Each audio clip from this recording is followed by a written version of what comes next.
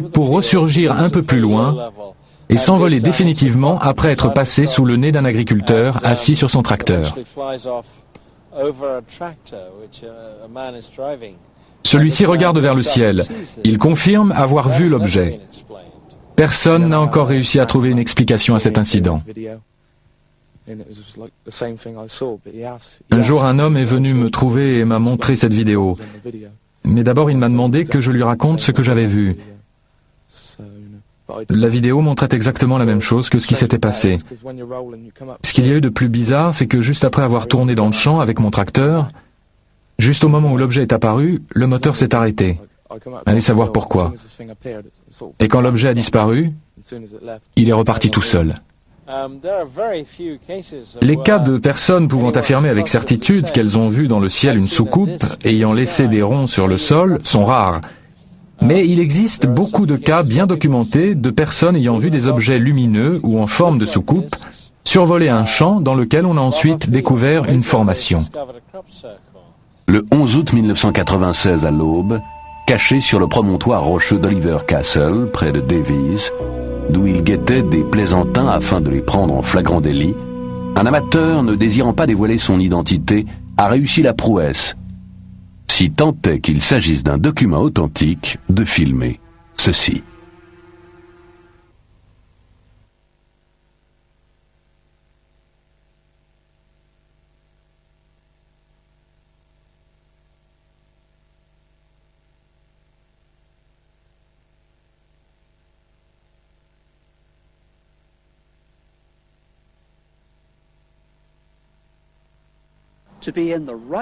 Il suffit de se trouver au bon endroit, au bon moment. Quand il y a 3 ans, j'ai donné une conférence aux Nations Unies, à l'occasion de laquelle je me suis entretenu avec Mohamed Ramadan, chargé de mission du groupe pour les questions paranormales. Il m'a été demandé d'enquêter de façon plus approfondie sur environ 70 cas s'étant produits aux 4 coins du monde. Il m'a fallu pour cela interroger tous les témoins affirmant avoir assisté à la création d'un crop circle. Il y a une chose sur laquelle ils sont tous d'accord, alors que par ailleurs ils se contredisent souvent, ce qui rend d'ailleurs leur témoignage d'autant plus crédible étant donné que, d'un lieu à l'autre, les paramètres ne sont jamais les mêmes. Il y a donc une chose sur laquelle toutes ces personnes sont d'accord, il s'agit de la vitesse fulgurante à laquelle ces formations sont apparues, entre 10 et 15 secondes selon les estimations. C'est également ce que nous a dit notre cinéaste amateur. Il n'a bien sûr pas compté les secondes, mais nous les avons sur la bande. Il s'est écoulé exactement 7 secondes entre l'apparition des objets et celui où tout est terminé. La structure de base a été réalisée en 3 secondes. Le film peut très bien avoir été truqué par ordinateur, car lors de la projection des données numériques à l'aide d'un équipement bon marché, le mécanisme image par image engendre des pertes de couleur sur le bord supérieur de l'écran. Il est également possible que le film ait été construit minutieusement image par image et qu'en passant de l'original à la copie, on ait omis de passer le Time Base Corrector, car les pertes de couleur peuvent également être dues à un découpage non professionnel en système PAL. Quoi qu'il en soit, nous devions vous montrer ce film, car il illustre très bien le propos des témoins au sujet de l'apparition des formations. Ce document aide à se représenter le phénomène.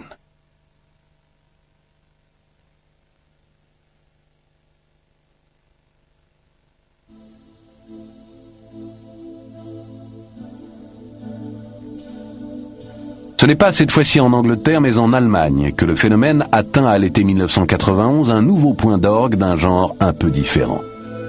Le 23 juillet, une formation dont la taille est proche des plus grands pictogrammes anglais apparaît à proximité d'un tumulus germain dans un champ de blé non loin d'Hildesheim. Mais le plus étonnant est que ce pictogramme est la copie intégrale d'un autre imprimé sur 3 plaques métalliques or, argent et bronze d'environ 40 cm d'épaisseur. Les plaques découvertes dans le Tibergsfeld ont été analysées par des experts à Berlin. Celle en or représente à elle seule une valeur d'environ 650 000 francs. Il s'est avéré que la plaque en argent était composée à 0,1% de fer et à 99,9% d'argent pur, comme il est impossible d'en trouver sur Terre, où les métaux précieux sont toujours pollués par des métaux non précieux. Les impuretés les plus infimes peuvent être décelées à l'aide d'un plasmapectomètre, exactement de la même façon que les barres d'une empreinte génétique. Les spécialistes chargés de l'analyse des plaques ont affirmé n'avoir encore jamais vu fonte plus insolite. On peut supposer qu'il s'agit de 3 exemplaires extraordinaires des fameuses plaques de culte germanique.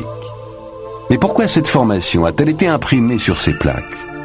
Le mystère s'épaissit lorsque l'on consulte l'édition de Leipzig de 1890 des Eddas, recueil des traditions mythologiques des anciens Germains, et que l'on y lit « Aussi retrouverez-vous dans l'herbe les tablettes en or miraculeuses dont Odin et les As se servaient pour communiquer. » Certains astrophysiciens ouvrent des voies dépassant de loin les dimensions einsteiniennes et constituant les éléments d'une nouvelle compréhension de notre existence. Johannes Butler est l'un d'eux.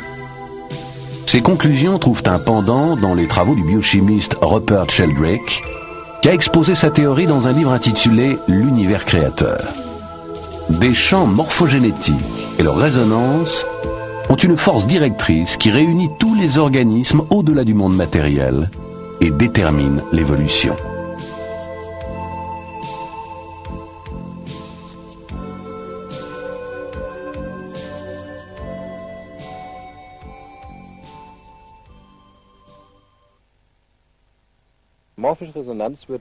La résonance morphique signifie qu'une structure, une forme existait déjà et qu'elle était aussi chargée émotionnellement. Ce pourrait être le cas par exemple pour les plaques cultuelles. Cette structure aurait déjà existé, existe et l'information enregistrée dans un champ morphogénétique pourrait être réactivée des milliers d'années après, comme on consulte un fichier. En se rematérialisant, les motifs pourraient être perçus, par exemple dans les champs de blé ou de colza ou dans les prés.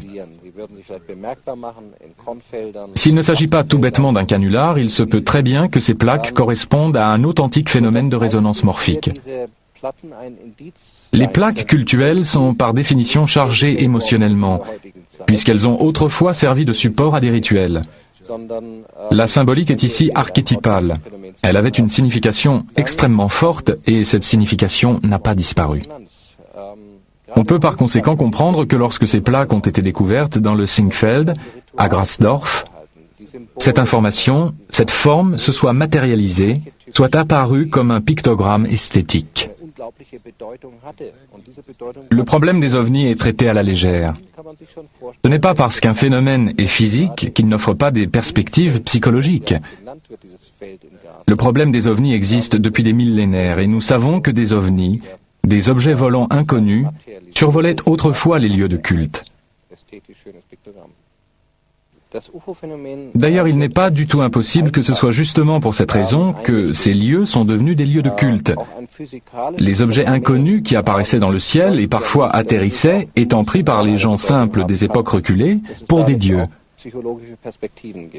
Si l'on veut attaquer le problème par la racine, il faut maintenant se demander s'il est possible que les phénomènes énergétiques soient pertinents pour les visiteurs venus d'ailleurs.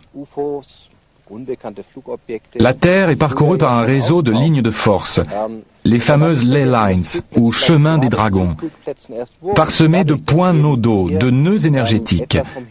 Et il est tout à fait possible que ces points aient une importance particulière pour les objets volants, ce qui expliquerait que ce soit là qu'ils apparaissent.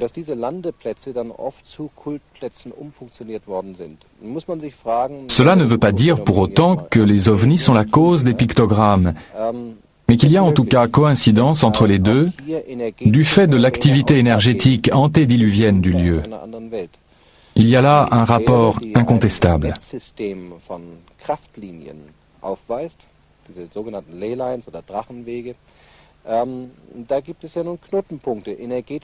Je considère les pictogrammes comme un phénomène terrestre et non pas extraterrestre.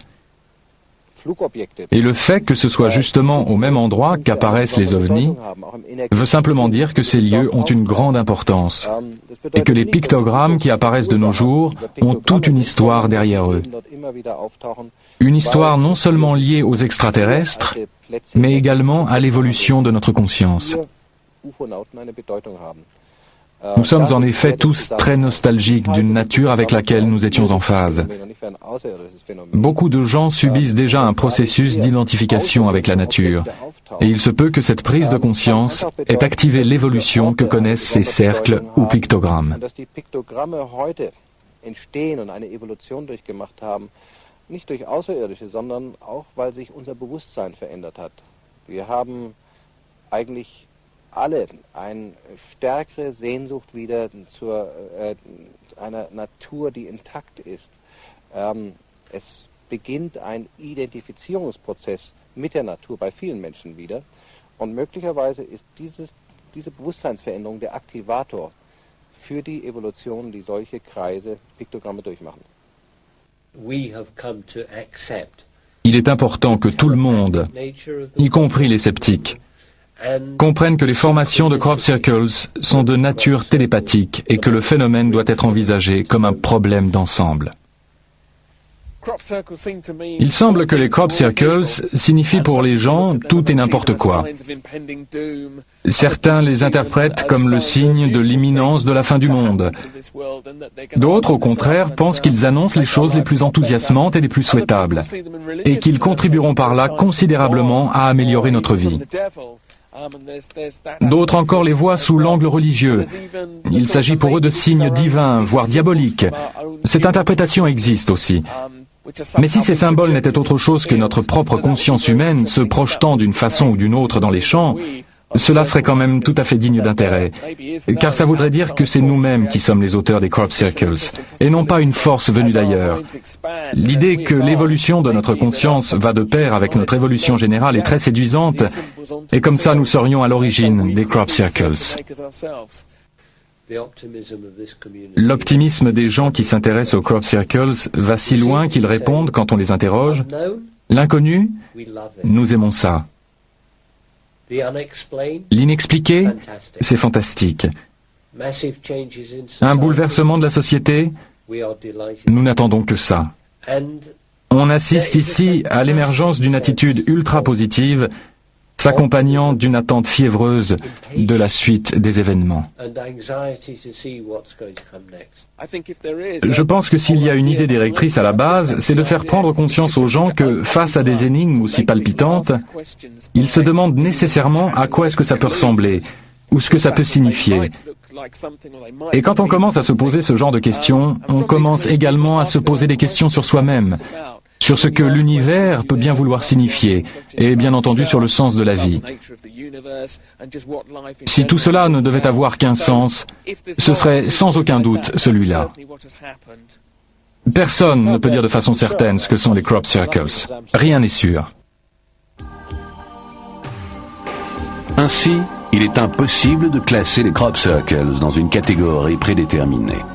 C'est un phénomène multiculturel qui peut prendre toutes sortes de significations selon qu'on adopte tel ou tel point de vue.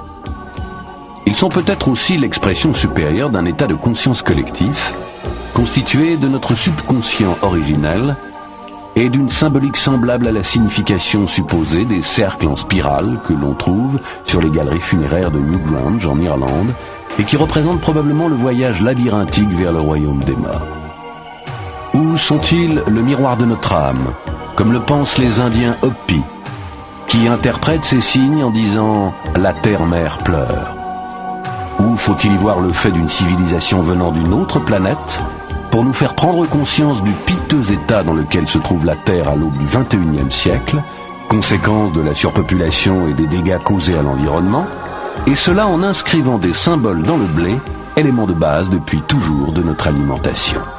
La ressemblance avec la représentation de l'ADN, siège de notre génome, de toutes les informations concernant notre hérédité, de celle des animaux et de celle des plantes, ne nous invite-t-elle pas à comprendre à quel point tout est génétiquement programmé et que nos capacités de manipulation génétique ne doivent pas être sous-estimées ?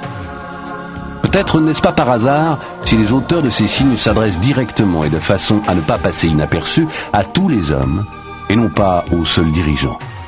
Ou peut-être Doug Bauer et Dave Corley, ainsi que leurs émules, ne sont-ils que les instruments d'une conscience supérieure, puisque eux-mêmes affirment ne pas savoir ce qui les a poussés au début à prendre part à toute cette histoire.